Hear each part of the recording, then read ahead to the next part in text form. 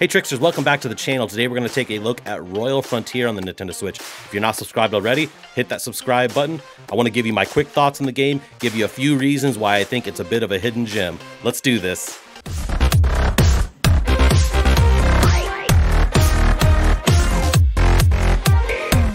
Alright, so Royal Frontier was developed by Wobblyware Games, and it is released by Roguelike Games. Roguelike really seems to specialize in these sort of smaller, bite-sized, kind of retro-feeling, just fun little games. Royal Frontier, though, really stood out to me. Right away, its visual style stands out as quite a bit more advanced than a lot of Roguelike's games. It's more of a 16-bit / 32-bit 2D art style. Very bright, full of vivid colors.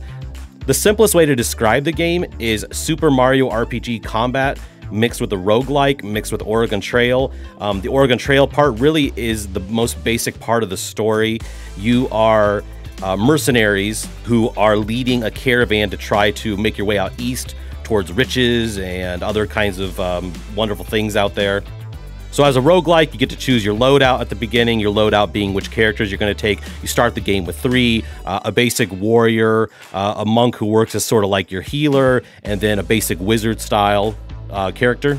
Each map is randomly generated, as you would expect with the roguelike. They are laid out sort of like a board game. You'll have all these symbols across the board, some for enemy encounters, some for an inn where you can stay and recuperate your health.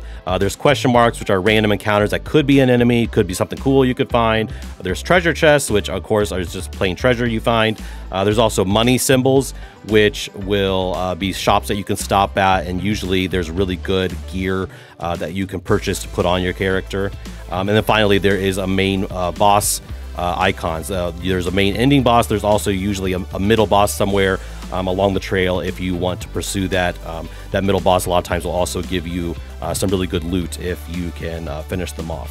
So you have to choose which trail you want to start with, but there are a few times where the trails intersect and you can choose to go one way or the other. So a big part of each round is making sure that you are choosing the optimal path for how strong your characters are, so that you can get better loot but also not put yourself in constant danger. My absolute favorite part of this game, though, is the combat system.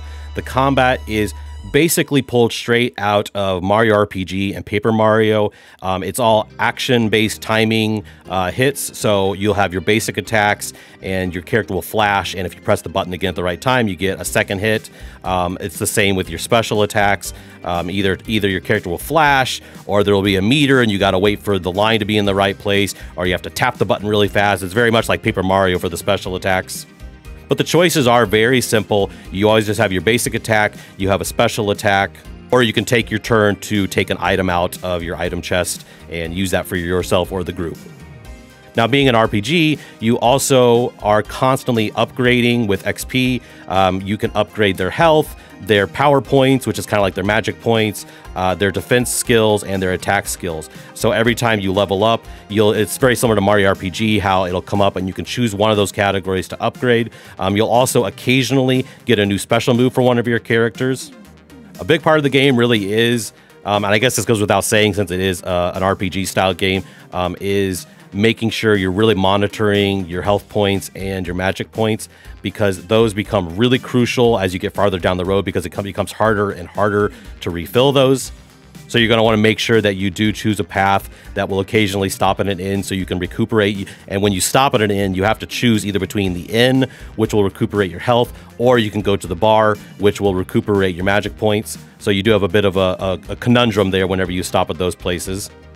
You will be picking up occasional potions or scrolls and other items that you can use in combat to recuperate health or magic points. So there are ways that will mitigate some of the difficulty in that. But overall, I just find the combat to be such a treat. I am a huge fan of Super Mario RPG. In fact, that's probably a massive understatement. Super Mario RPG is my favorite RPG of all time. Again, I'm not a big RPG fan, so I guess maybe that doesn't say much. But for me, this combat style is my absolute favorite way to pursue any sort of RPG. I like that this combat style does get me thinking, but there aren't so many options that I kind of go into analysis paralysis where I'm just stuck looking through a menu of all kinds of items and all types of moves and hits, so that my options are limited just enough to where I feel like I have choices, but I'm not going to be just stuck thinking and thinking and thinking. So that makes it a really good casual RPG experience. And of course, being a roguelike, you do lose all your experience, you lose all of your new combat abilities and everything whenever you die and start back from the beginning. However, what you don't lose are your blessings. And blessings are something you can choose at the beginning of each run. You can choose 3 blessings, and the more you play, the more blessings you will unlock. And these blessings start out as fairly weak at first, maybe just a little boost of power, or your attack ability or whatever, but eventually you get some really strong ones. Like right now, I just recently got a blessing that makes all my attacks 50% more powerful, which is enormous. Or you get one where you get to start out with 500 cash, so right away you can stop at a shop and spend a lot. You can get a boost that will make you get experience points way faster. So you do start getting to progress down these paths much more aggressively, the better blessings you get. So there is that wonderful roguelike flavor of you do get a little bit better every time, so you don't feel frustrated like you're constantly stuck or anything like that. Of course, on top of the blessings, you do eventually start unlocking new characters. It appears there are a total of 6. I've unlocked 5 of the total 6 so far. The other 2 characters so far that I've unlocked is a gunner style character, kind of takes the place of like an archer, but he has a musket. Really great at attacking multiple enemies at once. And then also so far I've unlocked the dwarf, Thorwin. He's got a lot of hit points, a lot of defense, so he's kind of the powerhouse, it looks like, of the group. Future runs really are going to have a lot of variety. You can mix and match those 6 characters, and of course you can mix and match blessings, so each run's going to be a little bit different than the previous one. But considering the size of this game, I think that the variety is really impressive. On top of all that, really the next most compelling reason to get this game really is simply the price. It's $6.99. I mean, Roguelike's games are really cheap to begin with normally. A lot of times they're only about $5, so this one is a little bit more than what their normal release. I think they know they have a real hidden gem on their hands. I'm super impressed with it. I think $6.99 is an extremely fair price for the game. If anything, I think they probably could have charged more. If you're looking for a really great roguelike, if you love Super Mario RPG or Paper Mario, and you want a nice casual game that you can enjoy maybe like while watching a podcast or listening to your favorite music, this is just absolutely perfect for that. The only caveat I would give you for this game is, since I am comparing it so much to Mario RPG or Paper Mario, be aware that there really is no story. You just get that little story blurb in the beginning about how you are helping settlers move out east. That's basically where the story ends. So it is just pulling the combat systems out of Paper Mario and Super Mario RPG. It's not going to carry all that wit and humor along with it. But all the pixel art is super charming and looking, so I think, for me, that didn't really bother me at all. And since it isn't pulling all the story and whatnot, you get into the action right away, which is great.